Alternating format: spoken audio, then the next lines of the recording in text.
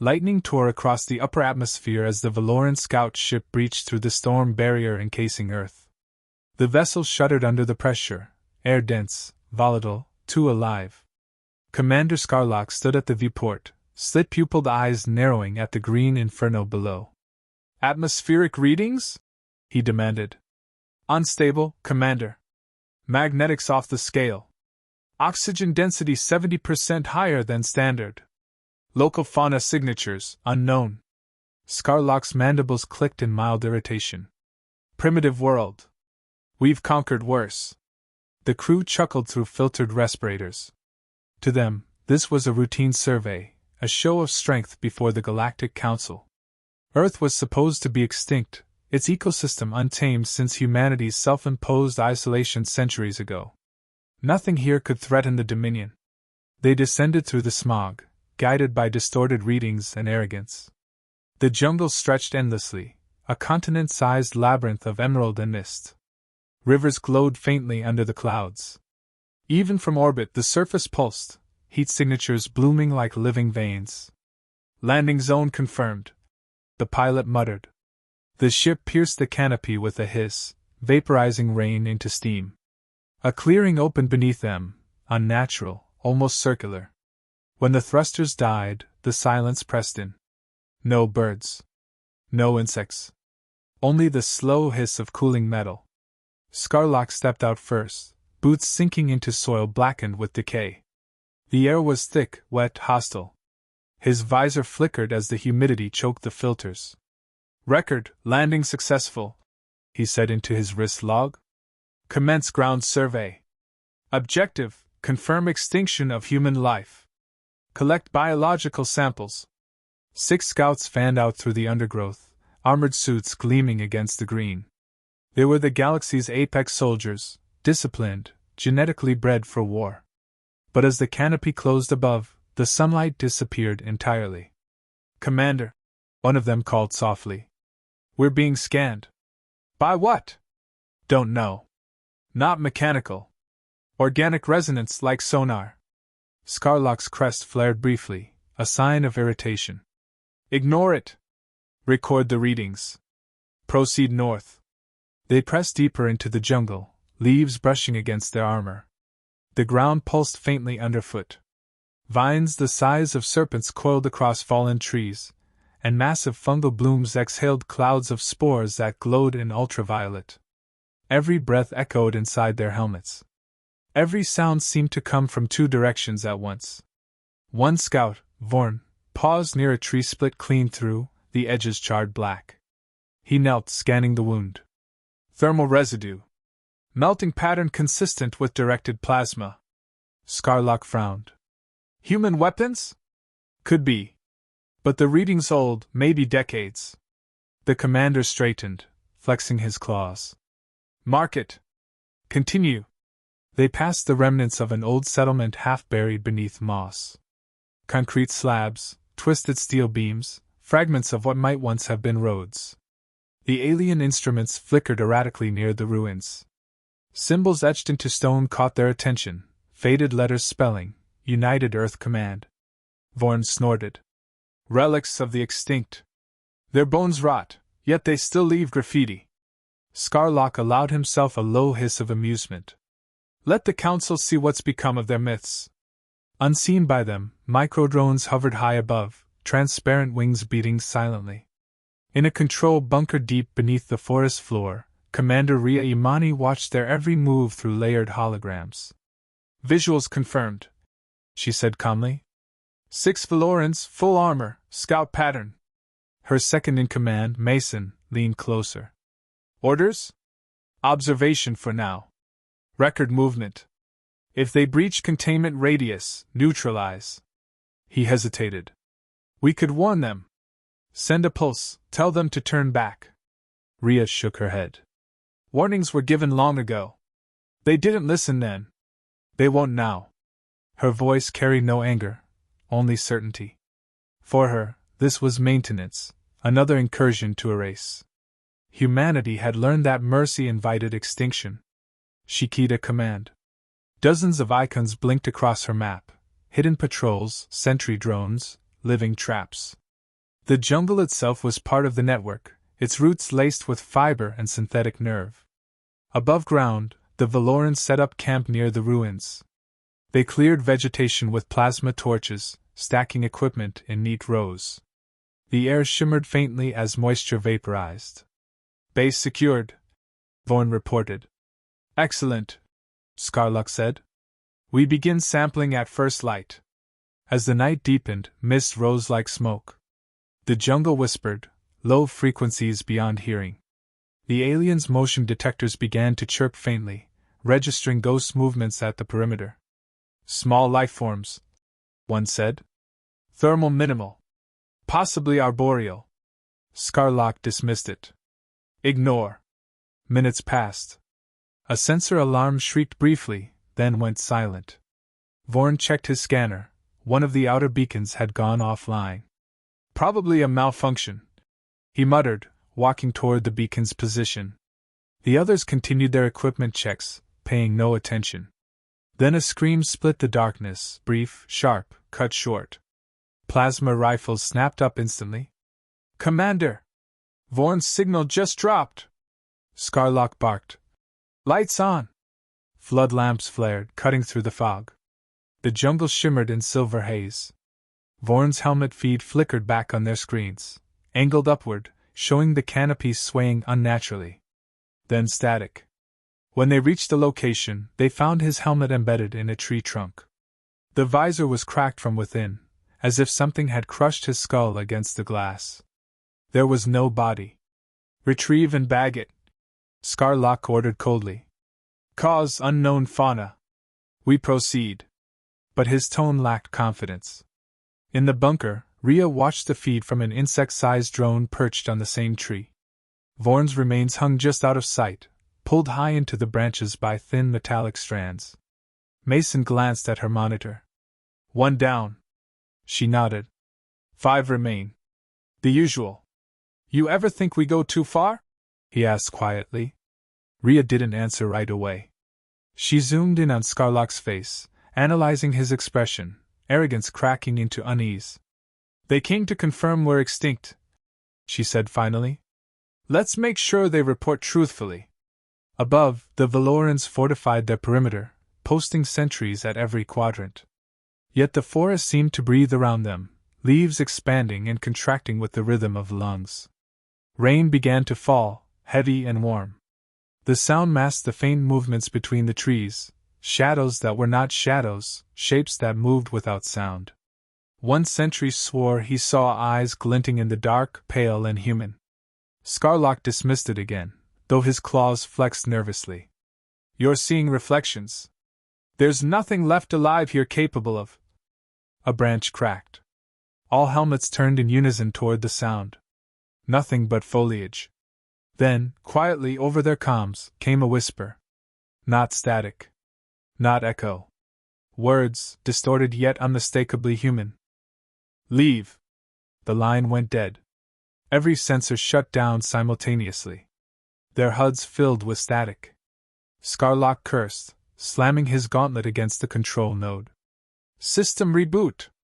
No response. Only the rain. Only the breathing jungle.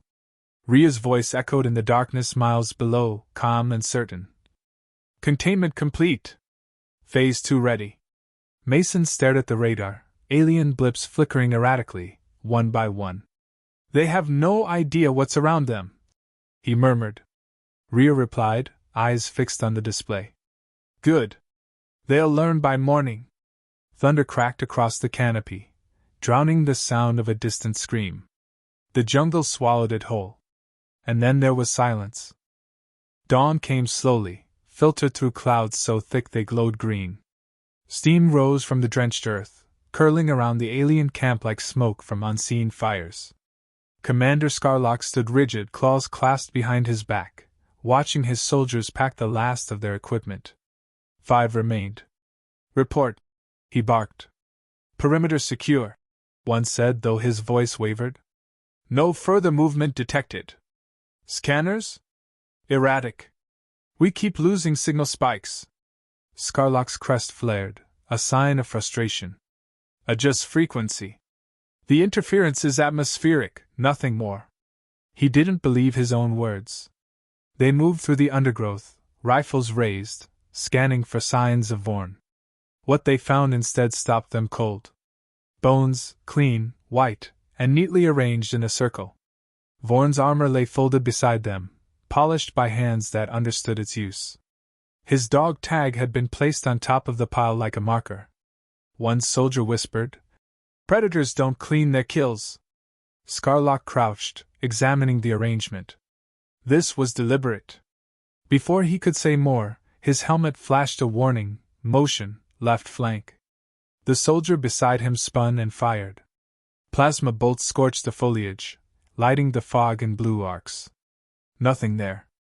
A new sound rose, the faint hiss of compressed air. A dart struck the shooter's visor, penetrating the seam. He froze, eyes rolling white. His body locked rigid before collapsing into the mud. "Contact!" Scarlock shouted. "Defensive formation!" But there was no target. Only shifting mist and the echo of breathing that wasn't theirs. Somewhere unseen, Ria Imani watched the scene unfold through a swarm of micro-drones. Her voice was steady in the calms of her hidden squad. "Second one down. Proceed with silent pattern." Her troops moved unseen, armor fused with the forest, exosuits bending light. Each step matched the rhythm of rainfall. One soldier whispered, "Targets retreating north." "Let them," Ria said. "They're heading straight into Net's sector."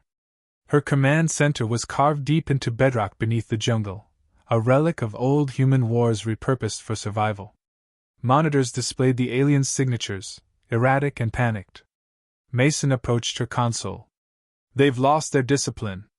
"They always do," she replied. "Fear is faster than any weapon." Back on the surface, the Valorans stumbled through vines that seemed to move of their own accord. One brushed a trunk and pulled his hand back, finding sap that shimmered like oil. It hissed on contact with metal, corroding the plating. "Environmental hazards intensifying," another shouted. "Atmosphere toxic beyond." His words cut short as the ground gave way beneath him. A concealed pit swallowed him whole. When the others peered down, there was no bottom, only darkness and the faint sound of something feeding. Scarlock cursed. "We pull back to the shuttle! Now!" They turned, only to find their navigation beacons dead. The signal grid had been overwritten. Their comms crackled, replaying their own voices in distorted echoes. "Commander Scarlock, report, report." "Who's broadcasting that?" one demanded. "It's us," another whispered. "But not from now." The sound deepened, layered beneath static, new words human cold. "Keep running." Panic spread. They fired randomly into the fog, blue plasma illuminating monstrous shapes that weren't really there. The jungle swallowed each bolt as though the air itself drank light. In orbit, General Korvath paced the command deck of his flagship, the Crimson Oath. He watched the scrambled feed from surface relays, distorted, full of interference. "Signal degradation approaching total loss," his officer warned. Korvath bared his fangs. "They are trained soldiers. They will adapt. Permission to extract." "Denied," he snapped. "This world is dead. There are no threats below. They are overreacting to weather." He turned toward the viewport, staring at the swirling planet. "Human myths die today." On Earth, Scarlock's remaining 3 troopers crouched beneath a ridge, panting through filters clogged with moisture. Their armor was scratched, sensors blinded by interference. "I'm reading movement," one whispered. "Direction?" "All around." A blur shot past, too fast to track. A flash of steel, then silence. When they turned, the third soldier was gone. His rifle lay spinning in the mud. "Show yourself!" Scarlock roared, firing blindly into the trees. "Cowards! Primitive beasts!" A whisper came from the dark, close enough to feel against his ear. "Beasts don't hide their teeth." A plasma bolt missed the voice by inches. He stumbled backward, snarling, eyes darting through the mist. From a concealed ridge above, Ria watched through scope feed, her pulse steady. Mason crouched beside her. 3 left, he murmured. 2, she corrected as a trap detonated behind them, silent, precise. Mason exhaled. You're certain about leaving one alive? Yes. Seems cruel. It's necessary. Her expression didn't waver. In her mind, every death was maintenance, not vengeance. Humanity had survived because it learned control. Below, the aliens fled toward a clearing where their shuttle beacon should have been. The signal light flickered ahead, hope in the fog. They rushed forward. And stopped. The beacon wasn't metal anymore. It had been replaced, a perfect replica made from vines, bark, and bone. The light pulsed faintly from bioluminescent fungus shaped into a mock beacon. The realization hit too late. A tremor rippled beneath their feet. The ground split open, releasing a dense cloud of spores. Visibility dropped to 0. Armor filters hissed as systems failed. In the bunker, Rhea monitored their life signs dropping. Containment complete. Disable suits. An engineer tapped the interface. EMP pulse ready. Do it. A wave surged through the jungle, silent, unseen. Valoran armor powered down instantly, leaving them blind. Scarlock tore off his helmet and gasped, lungs burning in the thick air. The humidity scalded. The smell, metal, earth, blood. Then movement. Figures emerging through the haze, human, armored in matte black, eyes glowing faintly through visors. Open fire! He roared. Nothing. His weapon was dead. The humans didn't speak. They advanced slowly, methodically. One reached the nearest alien and slit his throat with a motion too quick to register. The second fell next, his head twisted cleanly backward. Scarlock stumbled back, clutching his side. Monsters! He hissed. Rhea's voice, transmitted through the masked speaker, replied. Not monsters. Just the children you left behind. Before he could respond, something struck his chest, a stunned charge. The world blinked white. When his vision cleared, he was alone.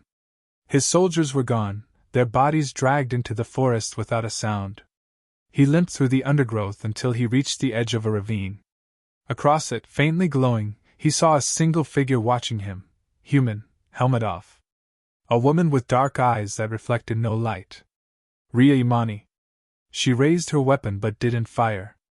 Instead, she spoke calm and final. Run back to your general. Tell him Earth is still occupied. Then she vanished into the mist. Scarlock turned and fled, fear burning through exhaustion. Behind him, the jungle closed. The last thing he heard was his own voice echoing back, not recorded, not imagined. None of you leave alive! He didn't know if it came from the humans or the forest itself. Far below the surface, Rhea shut down the tactical feed. Extraction complete, she said. Mason exhaled. One survivor confirmed. Do we track him? She shook her head. No. He'll deliver the message better than we could. The rain outside intensified, washing blood into the roots. Above the clouds, the Crimson Oath caught fragments of a distress call, Scarlock's broken voice shouting warnings that made no sense. Korvath dismissed it with a growl. Recover who you can. We're done wasting time on ghosts. He had no idea that one of those ghosts was already crawling toward his retrieval pod, barely breathing, half-conscious, and missing both feet. The jungle had been merciful. It had let one live. The retrieval pod breached the upper atmosphere in silence, its hull scorched and cracked. Inside, Scout Irix lay strapped to a stretcher, barely conscious. His armor was half melted, lungs failing against the rich oxygen. He had crawled across miles of jungle with what remained of his legs, 2 cauterized stumps wrapped in shredded plating. When the pod docked aboard the Crimson Oath, medbots swarmed him. Their scanners flickered, uncertain what to repair first. His skin was burned, eyes bloodshot, voice gone to static rasp. General Korvath entered the med bay, his presence alone enough to quiet every technician. He stared down at Irix, nostrils flaring at the scent of human soil still clinging to the soldier's armor. What happened? He demanded. Irix's throat convulsed. Words came out as broken gasps. They weren't extinct. Korvath leaned closer. Who? Humans. They never left. The medbot injected a stabilizer, but Irix's pulse spiked instead. He grabbed the general's wrist with surprising strength. They let me go. They wanted me to return. Then he screamed, a raw, animal sound that didn't belong to a soldier. The machines restrained him as his monitors flatlined and rebooted. When he finally went limp, the recording crystal embedded in his armor flickered to life. Korvath snatched it up. Playback. Now. The projection filled the command chamber. Static first, then flashes of jungle under infrared. Shapes darting too fast for sensors to track. The Valoran team's vital signs plummeted one by one. Then the image steadied. The camera lay on the ground, cracked, angled upward. Boots approached, human boots, mud-caked, silent. A figure knelt. Armor black as obsidian, eyes hidden behind a smooth mask. A woman's voice spoke through the distortion, calm, low, without accent. Tell your general Earth is not dead. But if he comes again, he won't have enough left to crawl home. The figure stepped back, fading into mist. The final image was of the jungle closing over the lens like a living organism. Then darkness. The lights in the chamber dimmed as the recording ended. No one moved. Korvath's claws clicked against the table. Fabrication. Psychological warfare. His science officer hesitated. Sir, the data signature in the crystal predates its capture. The voice, it matches ancient human phonetics. The general's eyes hardened. You're telling me a dead species ambushed my elite and sent one back to mock me? Silence answered him. He turned sharply toward his bridge officer. Prepare a second detachment. I will burn that planet until nothing green remains. But before the order could transmit, a council priority signal interrupted his channel. General Korvath, you are ordered to present your findings to the Galactic Council of Concordia immediately. Failure to comply will be deemed insubordination. Korvath froze. The council rarely summoned field commanders.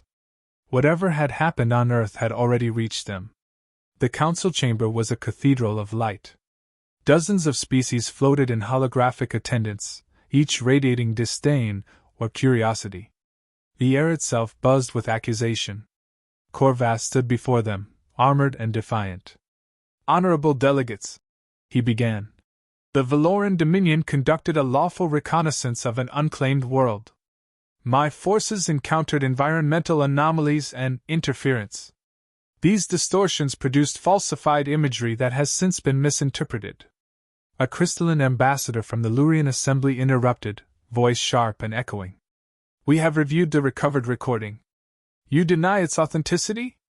It is a fabrication, Korvath insisted. An illusion of human origin, impossible, since they are extinct. A murmur rippled through the chamber. One delegate from the Thal systems raised a tentacled arm. Extinct species do not send messages, General. The holographic screen replayed the final frame of the footage, the human woman's voice echoing once again through the hall. Tell your General Earth is not dead. Her tone carried through every frequency, translated across dozens of languages at once. The effect was chilling. Even the machines paused. The council speaker finally rose. General, by your own recording, your team engaged in intelligent force. That violates the non-contact clause for quarantined civilizations. Korvath's jaw tensed. That world is not quarantined. It is now. The speaker cut in. Effective immediately, the Soul Sector is sealed. No approach within 50 light years. Any breach will be treated as an act of war. Korvath's claws dug into the railing. This is cowardice.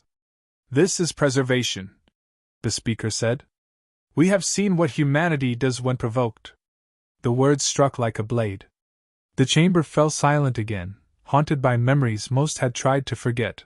Wars humanity had ended centuries ago, before vanishing behind their storm-wrapped home. Korvath left the chamber in silence, reputation shattered, pride bleeding through his clenched fists.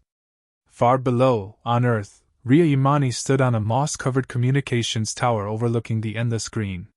The storm layer above reflected the sunrise in fractured gold. Mason climbed up beside her, visor tucked under his arm. Their ships are leaving orbit. I counted 6 warp signatures breaking formation. Good, Ria said quietly. It means the message landed. He leaned on the railing.